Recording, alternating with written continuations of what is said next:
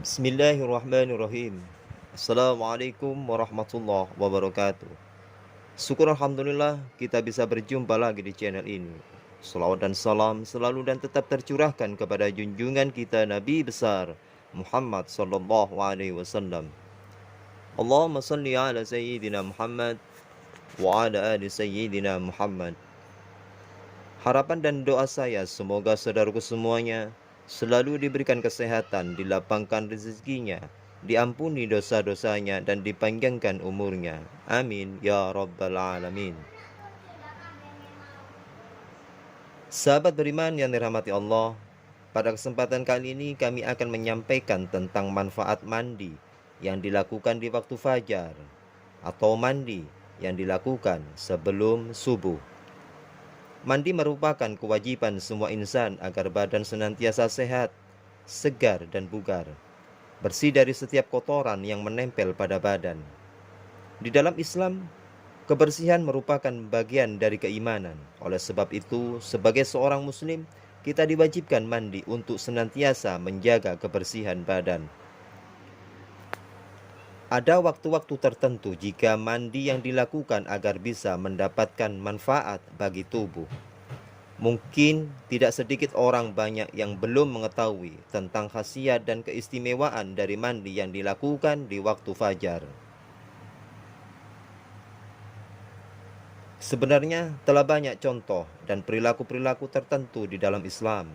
Namun kita tidak mengetahui bahwasanya mandi yang dilakukan sebelum subuh itu memiliki banyak khasiat dan manfaat bagi tubuh.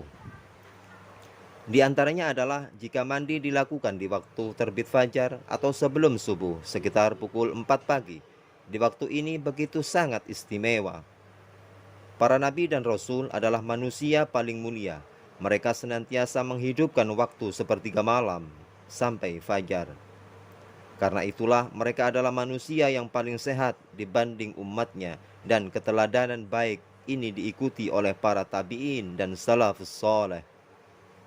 Mereka meraih kesehatan dengan memperbanyak mendekatkan diri kepada Allah, dan insya Allah termasuk kebiasaan mandi yang dilakukan di waktu fajar.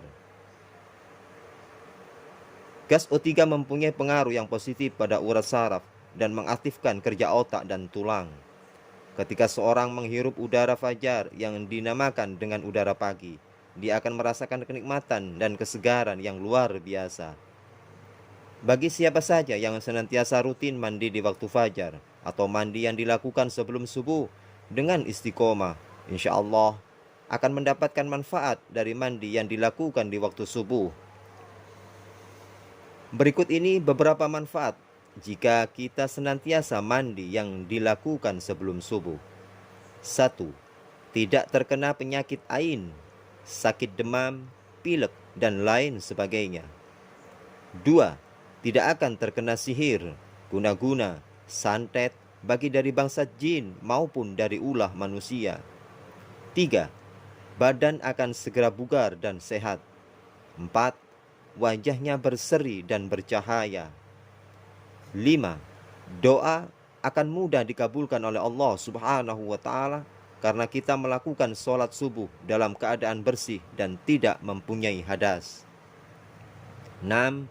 Sukar didoakan jahat oleh orang lain, seperti disumpahi.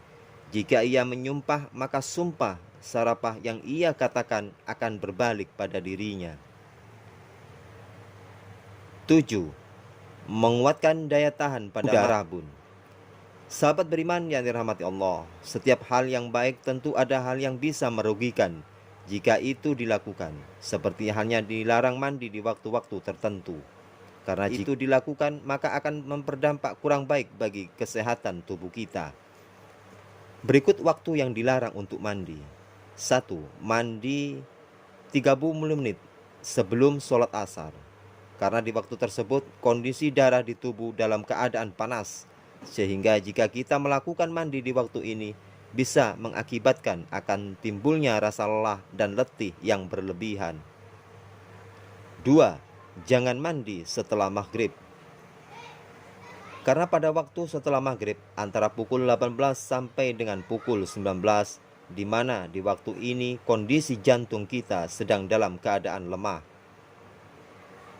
Semoga kita senantiasa melakukan mandi sebelum sholat subuh agar tubuh kita senantiasa tetap sehat, segar, dan bugar.